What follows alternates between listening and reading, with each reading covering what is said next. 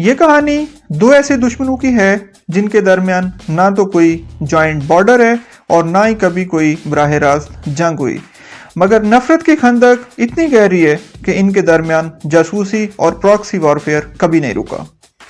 یہاں نیوکلیئر سائے بھی منڈلاتے ہیں اور یہ خطرہ بھی موجود ہے کہ ان دو ملکوں کی جنگ دنیا کو ورلڈ وار 3 کی طرف دھکیل دے گی۔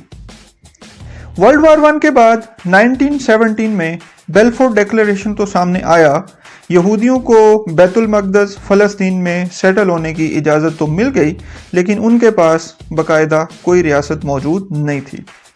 ورلڈ وار 2 میں ہٹلر نے 60 لاکھ یہودیوں کو بری طرح سے قتل کیا۔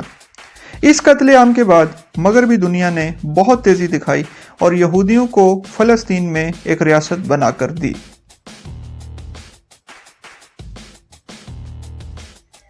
1948 میں جب اسرائیل بنا تو ایران ان چند ممالک میں شامل تھا جنہوں نے ابتدائی طور پر اسے تسلیم کیا۔ 1977 تک اسرائیل اور ایران کے درمیان سالانہ تجارت کا حجم $250 ملین سے بھی زیادہ تھا۔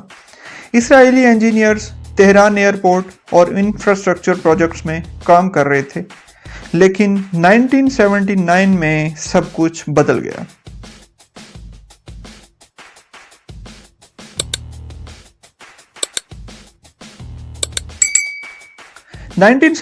میں ایران میں مشہور زمانہ اسلامی انقلاب برپا ہوا، لوگوں نے شاہ ایران کا تخت الٹ دیا اور آیت اللہ خمینی ملک میں سپریم لیڈر بن کر ابھرے۔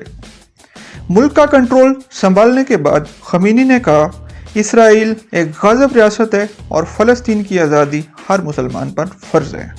ایران نے اسرائیل سے تعلق توڑ دیے، اسرائیلی سفارت خانہ بند کر دیا اور ٹھیک اسی جگہ PLO فلسطینی لبریشن آرگنائزیشن کا دفتر کھول دیا۔ یوں اسرائیل کا ایک مضبوط ترین اور قریب ترین اتحادی اچانک ایک خطرناک دشمن میں تبدیل ہو گیا اور پھر دور شروع ہوا پراکسیز کا۔ 1982 میں اسرائیل نے فلسطینی تنظیم PLO کے خلاف لبنان میں حملہ کیا۔ انہوں نے بیروت کا محاصرہ کر کے ہزاروں لوگوں کو بے گھر کر دیا۔ اسی افراتفری میں ایران نے لبنانی شیعہ گروہوں کو منظم کیا اور حزب اللہ کی بنیاد رکھی، جس کا مقصد اسرائیل کو تباہ کرنا تھا۔ ایران نے 1500 سے زائد فوجی شام کے راستے بیروت بھیجے، جنہوں نے حزب اللہ کو ٹرین کیا اور ساتھ اسلحہ بھی پرووائڈ کیا۔ 1983 میں بیروت میں امریکی اور فرانسیسی فوجی بیرکوں پر بم برسائے گئے، جس کا الزام امریکہ، اسرائیل اور فرانس نے حزب اللہ اور ایران پر عائد کیا۔ CIA کی 1987 کی رپورٹ کے مطابق ایران ان دنوں حزب اللہ کو سالانہ $50 ملین امداد فراہم کر رہا تھا۔ پھر 1985 سے 1987 کے درمیان تاریخ نے ایک بہت ہی دلچسپ واقعہ بھی دیکھا، جب اسرائیل نے ایران کو اپنے دشمن ایران کو براہ راست ہتھیار پرووائڈ کیے۔ لیکن کیوں؟ تو واقعہ کچھ یوں ہے کہ نکاراگوا میں امریکہ نے اپنے باغیوں کو فنڈ مہیا کرنا تھا، لیکن امریکہ کے پاس پیسے نہیں تھے۔ امریکہ نے وہ رقم ہتھیار بیچ کر حاصل کرنے کا ارادہ کیا۔ دوسری طرف امریکہ یہ خود نہیں چاہتا تھا کہ دنیا دیکھے کہ امریکہ ایران کو ہتھیار مہیا کر رہا ہے، تو انہوں نے اسرائیل کو حکم دیا کہ وہ ان کے بہاف پہ ایران کو ہتھیار پرووائڈ کرے۔ اب ایک طرف پراکسی وار چل رہی تھی اور دوسری طرف اسرائیل اپنے دشمن کو ہتھیار سپلائی کر رہا تھا۔ ان 2 سالوں کے درمیان اسرائیل نے ایران کو $100 ملین کے ہتھیار بیچ دیے تھے۔ جب یہ سکینڈل دنیا کے سامنے آیا تو دنیا حیران پریشان رہ گئی کہ 2 دشمنوں کے درمیان ایسی ڈیلز بھی ہو سکتی ہیں۔ پھر یہ پراکسی مڈل ایسٹ تک محدود نہ رہی، بلکہ 1992 میں ارجنٹائن میں اسرائیلی سفارت خانے پر حملہ ہوا۔ 1994 میں بیونس آئرس میں جوبش کمیونٹی سینٹر پر بھی حملہ ہوا۔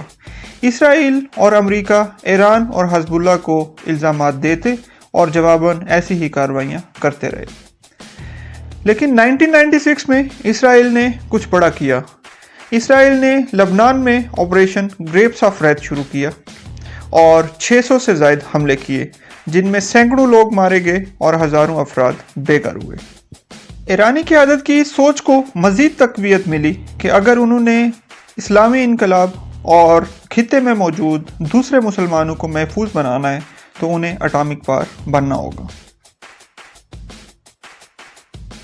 دنیا کو لگتا تھا کہ ایران صرف سیاست اور تیل کی طاقت رکھتا ہے، لیکن لوگ 2002 میں حیران رہ گئے جب ایرانی اپوزیشن گروپ NCRI نے انکشاف کیا کہ ایران نیتنز اور عراق میں خفیہ نیوکلیئر پلانٹس پر کام کر رہا ہے۔ 2006 میں ایران نے نیتنز میں یورینیم افزودگی کا آغاز کیا اور 2007 میں IAEA نے رپورٹ کیا کہ ایران 3000 سینٹریفیوجز چلا رہا ہے۔ جواب میں امریکہ کے زیر سایہ اقوام متحدہ نے ایران پر پابندیاں لگا دی اور خدشہ ظاہر کیا کہ ایران اگلے 3 سال میں بم بنا سکتا ہے۔ ایران پر ڈائریکٹ حملہ کرنے کی بجائے اسرائیل نے ایک کمپیوٹر وائرس ڈیولپ کیا جو سینٹریفیوجز کو تباہ کرنے کی صلاحیت رکھتا تھا۔ 2010 میں اسرائیل نے سٹکس نیٹ وائرس سے حملہ کیا اور ایران کے 1000 سینٹریفیوجز تباہ کر دیے، جس کے بعد ایران کا پروگرام 18 ماہ پیچھے چلا گیا۔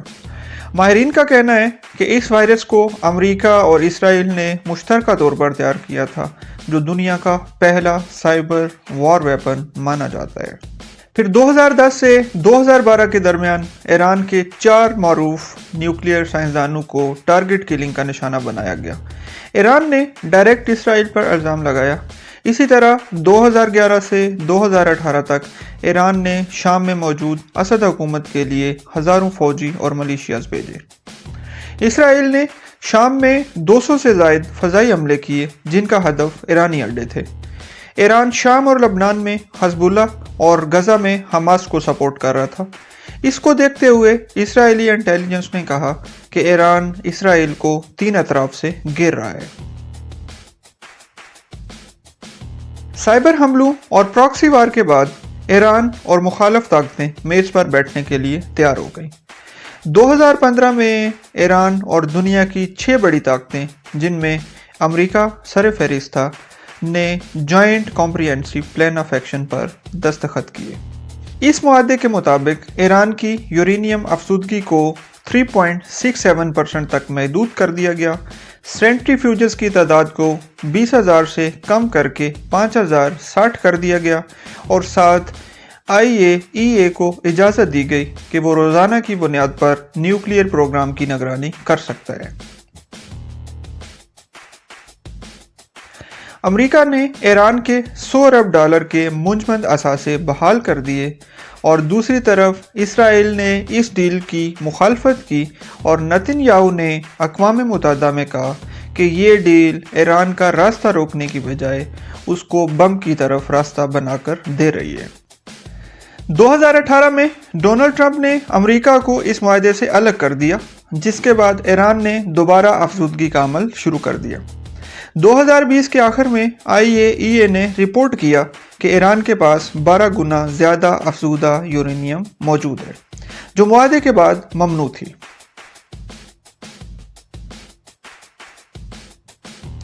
پھر 27 نومبر 2020 کو ایرانی نیوکلیئر پروگرام کے سربراہ محسن فخری زادہ کو ریموٹ کنٹرول گن سے نشانہ بنا کر قتل کر دیا گیا۔ جواب کے طور پر ایران نے اپنے قدموں کو ایٹم بم کی طرف اور تیز کر دیا۔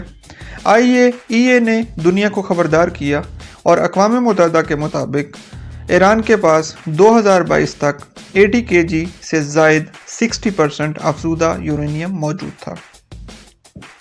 اسرائیل نے جواب میں کوڈ اور ڈرونز سے حملہ کیا۔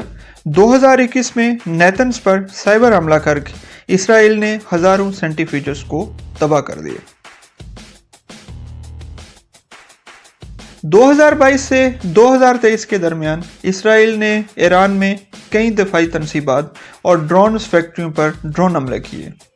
امریکی حکام نے NYT کو بتایا کہ ان حملوں میں موساد کا ہاتھ ہے۔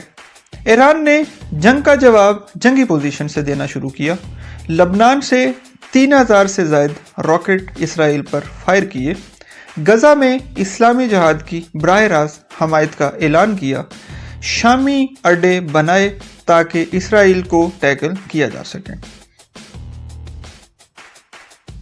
2024 میں اسرائیل نے شام میں ایک ایرانی اسلحہ ڈیپو پر حملہ کیا جس میں 8 ایرانی افسران ہلاک ہوئے۔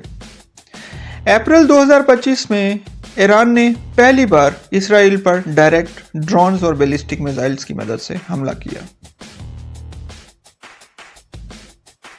اگلے 1.5-2 ماہ خاموشی رہی اور یہ خاموشی بہت پراسرار تھی۔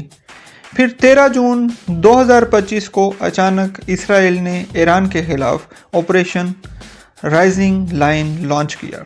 اسرائیل نے 200 سے زیادہ لڑاکا طیاروں اور ڈرونز سے تقریباً 100 ٹارگٹس ہٹ کیے، جن میں نیتنز میں زیر زمین یورینیم افزودگی کا مرکز، اصفہان میں یورینیم تبدیل کرنے والا پلانٹ اور پاسداران انقلاب کے متعدد کمانڈ سینٹر شامل تھے۔ ان حملوں میں کئی اہم فوجی شخصیات اور نیوکلیئر سائنسدان شہید ہوئے۔ ایرانی میڈیا کے مطابق اس حملے میں 224 سے زائد افراد ہلاک ہوئے اور 1280 سے زائد زخمی ہوئے۔ ایرانی سپریم لیڈر نے اس اسرائیلی حملے کو بہت بڑی غلطی قرار دیا اور کہا کہ اسرائیل اب سزا کے لیے تیار رہے۔ ایران نے ابتدائی طور پر 150 سے زائد بیلسٹک میزائل اور 100 سے زائد ڈرونز اسرائیل کی طرف فائر کیے۔ اس کے علاوہ ایران سپر سونک میزائل کا استعمال بھی کر رہا ہے۔ تل ابیب اور حیفا سمیت دیگر شہر ایران کے میزائلوں کا نشانہ بن رہے ہیں۔ مغربی میڈیا کے مطابق پاکستان نے بروقت پہنچ کر ایرانی ایئر ڈیفنس کو اسٹیبلش کیا اور باقاعدہ ایران کا ساتھ دیا، لیکن یہ خبریں میڈیا میں گردش کر رہی ہیں، ان کا کوئی باقاعدہ ثبوت موجود نہیں ہے۔ اب سوال یہ ہے کہ کیا یہ جنگ دنیا کو ورلڈ وار 3 کی طرف دھکیل دے گی؟ تو جواب میں کچھ بھی کہنا قبل از وقت ہوگا، کیونکہ ایک طرف امریکہ اگر مگر کے ساتھ ایران کے خلاف کھڑا ہے اور دوسری طرف روس اور چین ایران کی طرف کھڑے نظر آ رہے ہیں۔ اس جنگ کے 2 طرح کے نتائج سامنے آ سکتے ہیں۔ ایک، اگر ایران ہار جاتا ہے تو اسرائیل کا نیل سے فرات کے درمیان گریٹر اسرائیل اسٹیبلش کرنے کا پروجیکٹ بہت تیزی سے پایہ تکمیل کو پہنچے گا۔ اگر ایران جیت جاتا ہے اور وہ نیوکلیئر ویپن ڈیولپ کر لیتا ہے تو وہ اسرائیل کے راستے میں، گریٹر اسرائیل کے راستے میں بہت بڑی رکاوٹ بن کر سامنے آئے گا۔ پھر اس کو اسرائیل اور امریکہ کس طرح سے ڈیل کریں گے، یہ تو مستقبل ہی بتائے گا۔